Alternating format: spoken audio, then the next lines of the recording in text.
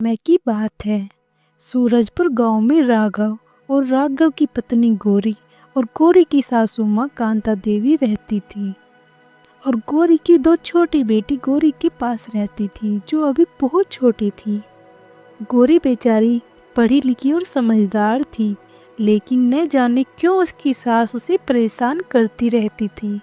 उसको हर बात में ताने मारती रहती थी, उसको हर काम में कमियां निकालती रहती थी और उसका हर काम ताने मार मार कर ही कराती थी। बेचारी गौरी सब सहती रहती थी, क्योंकि वह सोचती थी कि आखिर जैसी भी है तो मेरी माँ जैसी सासू माँ ही। गौरी की सास अपने बेटे राघव से बात बात पर गौरी के खिलाफ कान भरती रहती थी। गौरी से आज ये नहीं किया, मैंने गौरी को आज ये काम बोला, उसने वह काम नहीं किया। राघव को अपनी माँ पर पूरा विश्वास था कि उसकी माँ कभी झूठ नहीं बोल सकती, माँ जो कभी झूठ नहीं बोलेगी। राघव की माँ झूठी बातें राघव को बताती और गौरी के खिलाफ राघव को भड़का देती थी। राघव कभी भी सच जानने की कोशिश नहीं करता था, क्योंकि उसे अपनी माँ पर पूर्ण विश्वास था। गौरी जब भी खाना बनाती तो उसका पति उसके खाने में नुक्स निकालता रहता था। यह बोलता रहता कि इस खाने से अच्छा तो मैं बाहर ही खाना खा लेता, पता नहीं कैसा खाना बनाती है। बेचारी गौरी इतना मन लगाकर सुबह से शाम तक काम करती रहती थी, मन लगाकर खाना बनाती भी, लेकिन उसका पति उसकी अपनी आदत से परेशान था। वह हमेशा गौरी के खाने में नुक्स ही निकालता रहता था और रही सही कसर उसकी सासू माँ पूरी कर देती थी, गौरी को बात बात पर ताने मारकर। वह यह बोलती रहती थी कि पता नहीं कैसी बहू हमारे पल्ले पड़ गई है, जिसको कुछ सही से नहीं आता है, जबकि गौरी को सब कुछ बहुत ही अच्छे से आता था। गौरी की सास राघव से हर समय गौरी की चुगली करती रहती थी।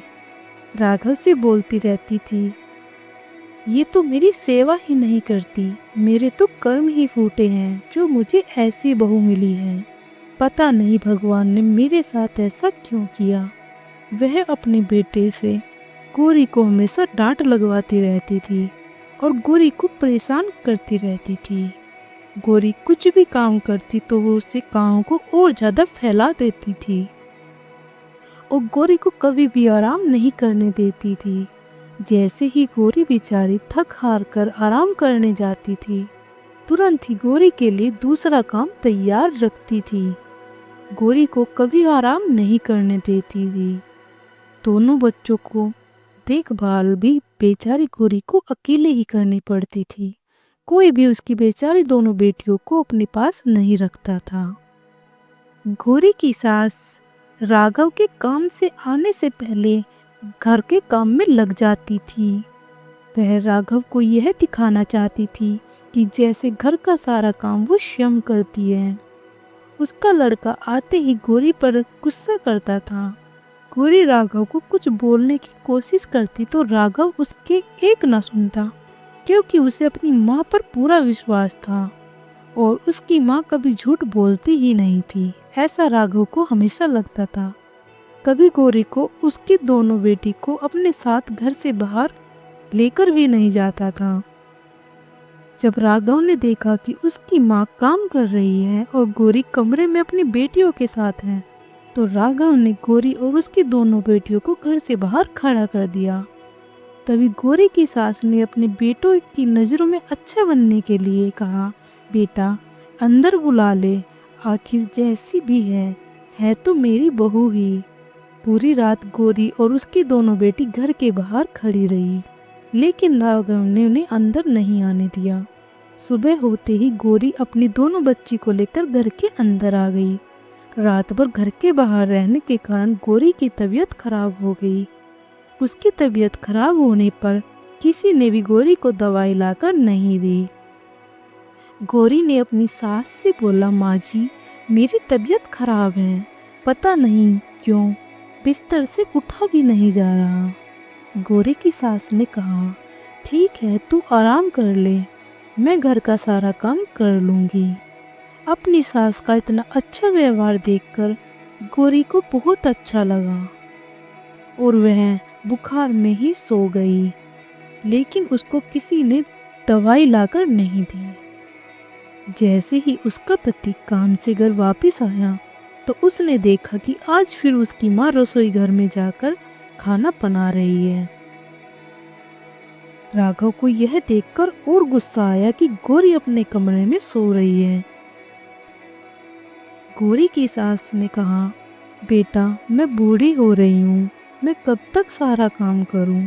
सुबह से 10 बार उठा चुकी हूँ इसे और यह महारानी है कि उठने का नाम ही नहीं ले रही है। मैंने पूरी रात से भी और सुबह से भी जितना हो सका है घर का काम किया है। सुबह से पूरे घर की सफाई में लगी हुई हूँ और अब खाना बनाना पड़ेगा। मेरे बूढ़े हाथ पैर, आखिर कब तक मैं घर का काम करती रहूँ? राघव अपनी माँ के ऐसा कहते ही गुस्से में आग बबूला हो गया और अपनी माँ की बातों को सुनकर गुस्से में गोरी के पास कमरे में गया। उसने कमरे में रखी लाठी से गोरी को बहुत मारा। गोरी को बुखार था, तब भी उसे घर से बाहर खड़ा कर दिया। गोरी बोलना चाह रही थी कि उसे बुखार है, लेकिन उसकी एक नहीं सुनी। गोरी कहना चाह रही थी कि उसने माँ जी को खाना बनाने के लिए नहीं कहा, माँ जी ने स्वयं खाना बनाने के लिए कहा था। लेकिन राघव उसकी एक सुनने की कोशिश भी नहीं कर रहा था। उसने उसे दरवाजे से बाहर निकालकर दरवाजा बंद कर दिया और बोला, मेरी माँ को खाना बनाकर नहीं दिया। महारानी अपनी पूरी नींद करने में लगी हुई है। निकल जा इस घर से और जब तक मैं ना कहूँ इस घर के अंदर मत आ जाना। यह सब देखकर गोरी की सास के कलेजे को ठंडक पड़ गई और वह बोली, रहने दे बेटा, मैं बना दूंगी, वैसे भी तो सारा काम मैं ही करती हूँ, इसे अंदर बुला ले। लेकिन राघव ने गुस्से में कहा, नहीं माँ, आज यह घर के अंदर नहीं आएगी।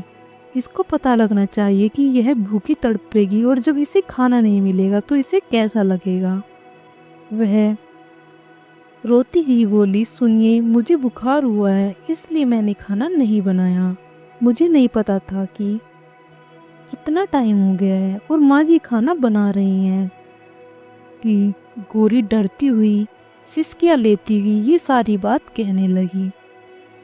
लेकिन माँ बेटे ने गोरी की एक ना सुनी और कहा, महारानी, बाहर ही रहना, जब तक तुझे अंदर ना बुलाया जाए अंदर कदम मत रख देना, नहीं तो इन दोनों बेटियों को भी तेरे साथ बाहर ही खड़ा कर दूंगा। माँ बेटा ने बाहर से खाना मंगाकर खाना खा लिया और आराम से सो गए।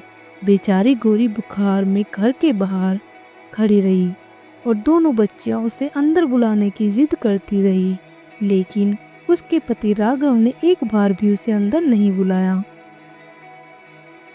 अगली सुबह हुई, गोरी घर के अंदर आई। गोरी को बहुत बुखार था। दोनों बेटियां गोरी के सर के ऊपर पानी की पट्टियां रखती रहीं। ऐसे ही गोरी का बुखार अपने आप से ठीक हो गया। अगले दिन जब गोरी का बुखार ठीक हो गया तो गोरी रसोई घर में गई और गोरी ने सबके लिए खाना बनाया और सबको खाना दिया, लेकिन गोरी के हाथ का खाना राघव ने नहीं खाया। बेचारी गोरी 2 दिन से भूखी थी और उसे भूख भी लगी थी। उसने खाना खा लिया। यह सब देखकर गोरी की सास को गुस्सा आया कि मेरे बेटे ने खाना नहीं खाया और यह महारानी मेरे बेटे से पहले खाना खाकर बैठ गई है।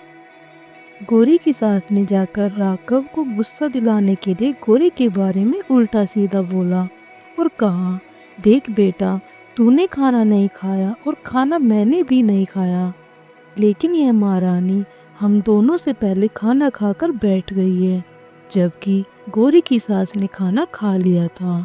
उसने राघव से झूठ बोला कि मैंने भी खाना नहीं खाया, मुझे तो खाना दिया तक नहीं। राघव को गुस्सा आ गया। वह गोरी के पास रसोई घर में गया और गुस्से में बोला, मुझसे पहले खाना कैसे खा लिया? राघव ने चलते चूल्हे से जलती हुई लकड़ी उठाकर गौरी के हाथ पर रख दी।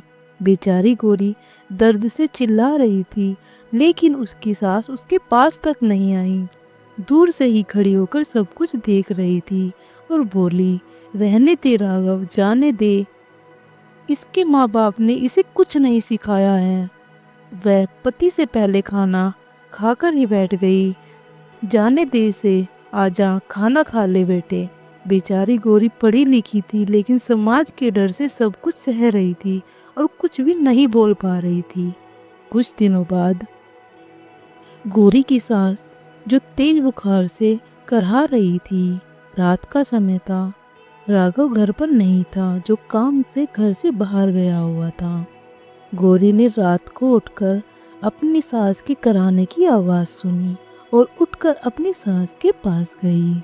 गौरी ने देखा कि उसकी सास की तबीयत खराब है, तो वह जल्दी से रात को ही डॉक्टर को बुलाकर लेकर आई। डॉक्टर ने कहा, इन्हें किसी जहरीले बिच्छू ने काटा है, जिसकी दवाई मेरे पास खत्म हो गई है। मैं सुबह बाजार से लाकर दे दूंगा, लेकिन तब तक ऐसा ना हो कि यह जहर इनके पूरे शरीर में फैल जाए और यह सुबह तक मर जाए। गौरी ने डॉक्टर से कहा कि क्या इसका कोई और इलाज नहीं है? डॉक्टर ने कहा, इलाज है, पर जंगल में जाना पड़ेगा। जंगल में जाना इस टाइम खतरे से खाली नहीं है। मैं सुबह चला जाऊंगा और सुबह को दवाई लेकर आ जाऊंगा। लेकिन गौरी डर गई कि सुबह तक जहर पूरे शरीर में ना फैल जाए और माँ जी की तबीयत खराब ना हो जाए।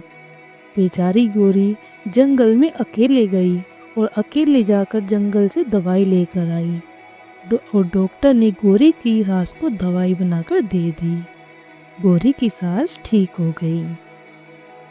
गौरी की सास यह सब कुछ देख रही थी कि कैसे उसकी बहू ने उसकी जान बचाई है। सुबह हुई, गौरी की सास की आंखें खुली तो उसने देखा कि दोनों पोती और बहू उसके पास बैठी हैं और उसकी सेवा कर रही हैं। अगली सुबह हुई, राघव घर वापस आया और राघव ने घर में आते ही अपनी माँ को बिस्तर पर देखा और अपनी माँ को बिस्तर पर ऐसे देखकर वो आग बबूला हो गया कि मैं तो अपनी माँ को सही से छोड़ कर गया था। उसने गौरी के पास गुस्से में जाकर कहा, मेरी माँ को तूने क्या किया है? मेरी माँ जब मैं यहाँ से गया था बिल्कुल ठीक थी। मेरी माँ की तबीयत कैसे खराब कर दी? बता, तूने मेरी माँ को क्या खिलाया है? मेरी माँ के साथ क्या किया है? ये सब शोर शराबा सुनते ही राघव की माँ की आंखें खुल गई और राघव गौरी पर हाथ उठाने लगा। तभी गौरी की सास ने राघव को रोका और कहा, बेटा, इस पर हाथ मत उठा। यह तो मेरी भाग्यशाली बहू है। आज इसकी वजह से मेरी जिंदगी बची है। राघव अपनी माँ की बातों से गौरी के लिए ऐसी बात सुनकर आश्चर्य में हो गया और अपनी माँ को एक सांस देखने लगा कि मेरी माँ गौरी के लिए ऐसी बातें कैसे बोल रही है। एक रात में ऐसा क्या हो गया? तभी गौरी की सास ने राघव को अपने पास बुलाया और उसे सारी बात बताई। सारी बात सुनते ही राघव और गौरी की सास को अपने किए पर पछतावा होने लगा कि उन दोनों ने मिलकर गौरी के साथ कितना गलत व्यवहार किया है। दोनों गौरी के सामने हाथ जोड़कर क्षमा मांगने लगे और कहने लगे, हमें माफ़ कर दो, हमने तुम्हारे साथ बहुत बुरा व्यवहार किया है, लेकिन तुम इतनी अच्छी कैसे हो? तुम्हारे साथ इतना दुर्व्यवहार करने के बाद भी तुम्हारा व्यवहार हमारे साथ इतना अच्छा कैसे है? और तुमने मेरी माँ की जान क्यों बचाई? तुम्हारा दिल इतना बड़ा कैसे हो सकता है? तभी गौरी ने कहा, ये मेरे संस्कार हैं जो मुझे मेरी माँ ने दिए हैं और मैं इस परिवार को अपना मानती हूँ, इसलिए मैंने ये सब कुछ किया। लेकिन जब मुझे आप सबकी ज़रूरत होती थी तब मेरा साथ किसी ने नहीं दिया। मुझे बुखार में भी अकेले ही छोड़ दिया। यह सब सुनकर गौरी की सास और राघव को अपने किए पर बहुत पछतावा हुआ। तभी से उनका व्यवहार गौरी के लिए बदल गया और गौरी का परिवार हंसी खुशी से रहने लगा। दोनों बच्ची को भी अपने पिता और दादी का प्यार और दुलार मिलने लगा। राधे राधे दोस्तों, जय श्री कृष्णा।